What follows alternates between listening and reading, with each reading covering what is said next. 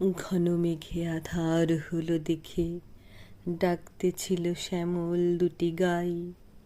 শ্যামা মেয়ে ব্যস্ত ব্যাকুল পদে, কুটির হতে ত্রস্ত এলো তাই।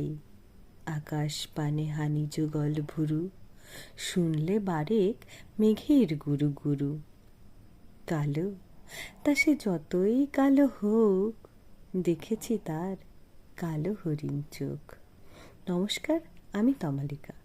এই আবহাওয়া দেখে হঠাৎ রবি ঠাকুরের এই লাইনগুলি মনে পড়ে গেল। যেন লাইনগুলির সাথে আজকের পরিবেশটা মিলে মিশে একাকার হয়ে গেছে। এই মতো অবস্থায় আমাদের মধ্যবিত্ত পরিবারের যেটা করণীয় সেটাই করছে সবাই। জ্বালানিগুলোকে বৃষ্টির হাত থেকে বাঁচানোর চেষ্টা চলছে। কারণ আমাদের বাড়িতে মাটির উনুনে রান্না হয়, তার ওপর এখন আবার গ্যাসের টানাটানি অবস্থা। ব্যাস, ইতিমধ্যেই শুরু হয়ে গেল বৃষ্টি।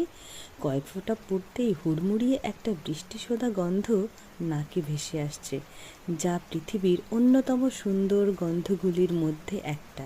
যাক, বৃষ্টি সবাই উপভোগ করুন, আমি চলি, টাটা।